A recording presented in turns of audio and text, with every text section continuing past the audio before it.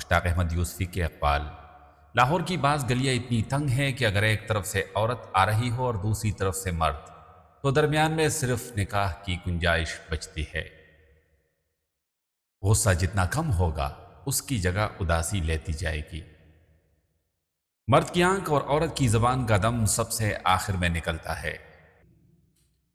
مونگ پھلی اور آوارگی میں خرابی یہ ہے کہ آدمی ایک دفعہ شروع کر دے تو سمجھ میں نہیں آتا ختم کیسے کرے۔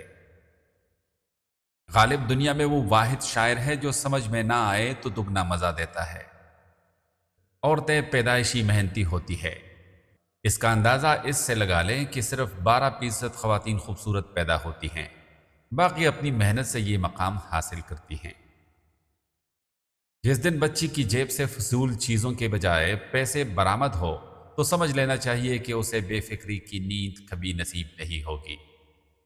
داغ تو دو ہی چیزوں پر سجتا ہے، دل اور جوانی۔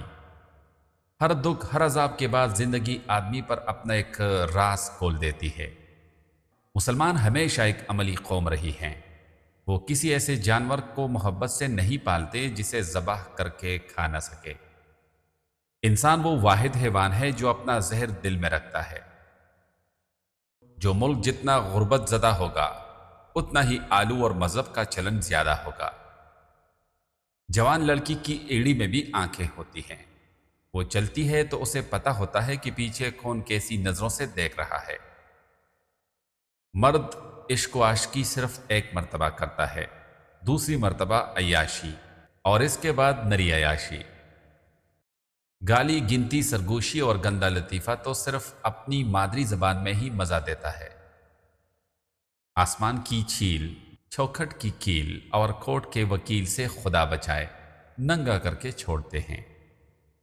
پرائیویٹ ہسپتال اور کلینک میں مرنے کا سب سے بڑا فائدہ یہ ہے کہ مرحوم کی جائیداد جمع جتھا اور بینک بیلنس کے بٹوارے پر پسماندگان میں خون خرابہ نہیں ہوتا، کیونکہ سب ڈاکٹروں کے حصے میں آ جاتے ہیں۔ جب شیر اور بکری ایک ہی گھاٹ پر پانی پینے لگے تو سمجھ لو کہ شیر کی نیت اور بکری کی عقل میں فطور ہے۔ گھوڑے اور عورت کی ذات کا اندازہ اس کی لات اور بات سے کیا جاتا ہے۔ دشمنوں کے حسب عداوت 3 درجے ہیں: دشمن، جانی دشمن اور رشتہ دار۔ بڑھاپے کی شادی اور بینک کی چوکیداری میں ذرا فرق نہیں، سوتے میں بھی آنکھ کھلی رکھنی پڑتی ہے۔ مرد کی پسند وہ پولیس رات ہے جس پر کوئی موٹی عورت نہیں چل سکتی۔ اچھے استاد کے اندر ایک بچہ بیٹھا ہوتا ہے جو ہاتھ اٹھا اٹھا کر اور سر ہلا ہلا کر بتاتا جاتا ہے کہ بات سمجھ میں آئی کہ نہیں۔ سچ بول کر ذلیل و خوار ہونے کی بنسبت جھوٹ بول کر ذلیل و خوار ہونا بہتر ہے۔ آدمی کو کم از کم صبر تو آ جاتا ہے کہ کس بات کی سزا مل رہی ہے۔ ہماری گائیکی کی بنیاد طبلے پر ہے، گفتگو کی بنیاد گالی پر۔ عورت کی ایڑی ہٹاؤ تو اس کے نیچے سے کسی نہ کسی مرد کی ناک ضرور نکلے گی۔ میرا عقیدہ ہے کہ جو قوم اپنے آپ پر جی کھول کر ہنس سکتی ہے وہ کبھی غلام نہیں ہو سکتی۔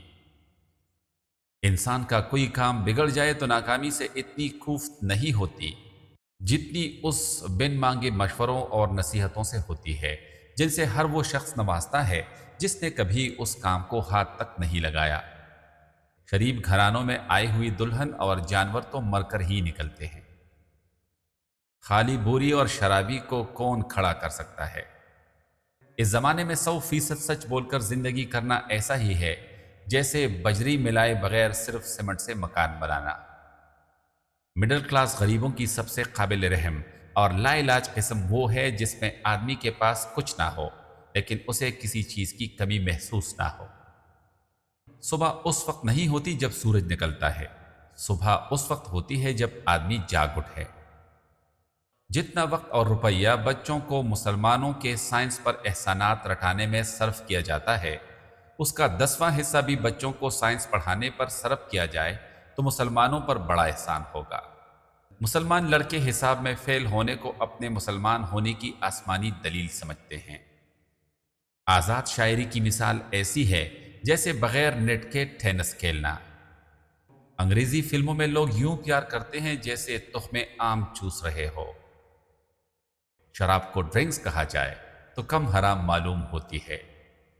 پاکستانی افواہوں کی سب سے بڑی خرابی یہ ہے کہ سچ نکلتی ہیں۔ ہمارا عقیدہ ہے کہ جسے ماضی یاد نہیں رہتا اس کی زندگی میں شاید کبھی کچھ ہوا ہی نہیں، لیکن جو اپنے ماضی کو یاد ہی نہیں کرنا چاہتا وہ یقیناً لوفر رہا ہوگا۔ مجھے روشن خیال بیوی بہت پسند ہے، بشرط یہ کہ وہ کسی دوسرے کی ہو۔ بے سبب دشمنی اور بدصورت عورت سے عشق حقیقت میں دشمنی اور عشق کی سب سے ناخالص قسم ہے۔ یہ شروع ہی وہاں سے ہوتے ہیں جہاں عقل ختم ہو جاوے ہیں۔ داغ تو دو ہی چیزوں پر سجتا ہے، دل اور جوانی۔ جاڑے اور بڑھاپے کو جتنا محسوس کرو اتنا ہی لگتا چلا جائے گا۔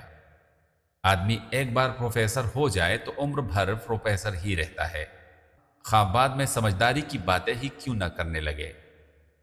بڑھیا سگریٹ پیتے ہی ہر شخص کو معاف کر دینے کو جی چاہتا ہے، خواہ وہ رشتہ دار ہی کیوں نہ ہو۔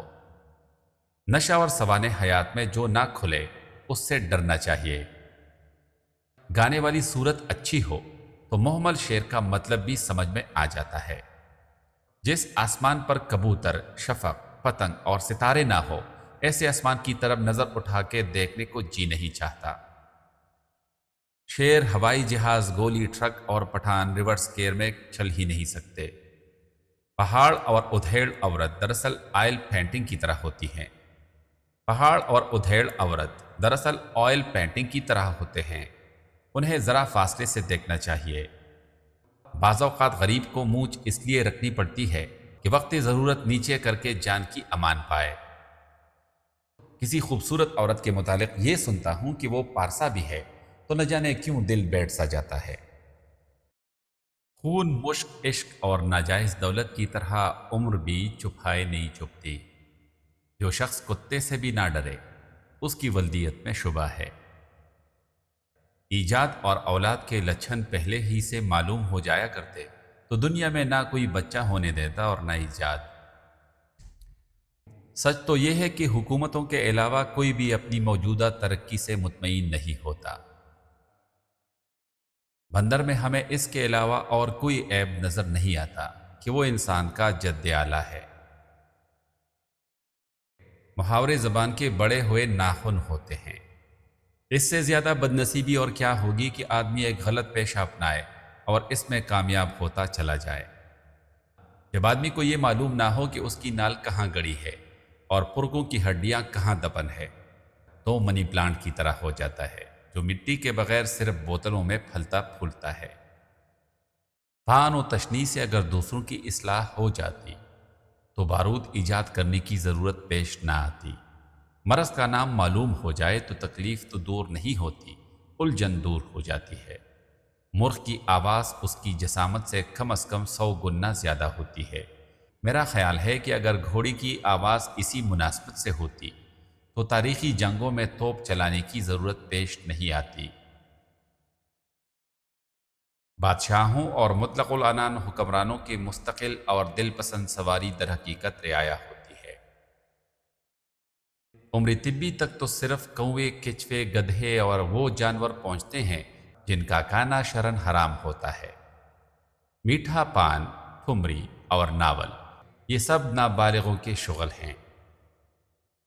عمل مزاح اپنے لہو میں تپ کر نکھرنے کا نام ہے۔ تھانے، حوالات یا جیل میں آدمی 4 گھنٹے بھی گزار لے کہ زندگی اور حضرت انسان کے بارے میں اتنا کچھ سیکھ لے گا کہ یونیورسٹی میں 40 برس رہ کر بھی نہیں سیکھ سکتا۔ دنیا میں غیبت سے زیادہ زود ہضم کوئی چیز نہیں۔ لفظوں کی جنگ میں فتح کسی بھی فریق کی ہو، شہید صرف سچائی ہوتی ہے۔ دنیا میں جہاں کہیں جو کچھ ہو رہا ہے وہ ہماری اجازت کے بغیر ہو رہا ہے۔ بات یہ ہے کہ گھریلو بجٹ کے جن مسائل پر میں سگریٹ پی پی کر غور کیا کرتا تھا وہ دراصل پیدا ہی کثرت سگریٹ نوشی سے ہوئے تھے۔ آپ راشی، زانی اور شرابی کو ہمیشہ خوش اخلاق، ملنسار اور میٹھا پائیں گے، اس واسطے کہ وہ سخت گیری اور بدمزاجی افورڈ ہی نہیں کر سکتا۔ بیتی ہوئی گھڑیوں کی آرزو کرنا ایسا ہی ہے جیسے ٹوتھ پیسٹ کو واپس ٹیوب میں گھسانا۔ ہومیوپیتھی کا بنیادی اصول یہ ہے کہ چھوٹا مرض دور کرنے کے لیے کوئی بڑا مرض کھڑا کر دو۔ چنانچہ مریض نزلے کی شکایت کرے تو دوا سے نمونیا کے اسباب پیدا کر دو، پھر مریض نزلے کی شکایت نہیں کرے گا، پھر مریض نزلے کی شکایت نہیں کرے گا، ہومیوپیتھی کی کرے گا۔ ایک عمر ایسی آتی ہے کہ آدمی کو تہمت سے بھی ایک گنا خوشی حاصل ہوتی ہے۔ اچھا معلم ہونے کے لیے عالم ہونے کی شرط نہیں۔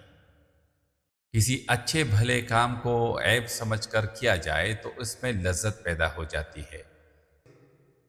یورپ اس گر کو ابھی تک نہیں سمجھ پایا۔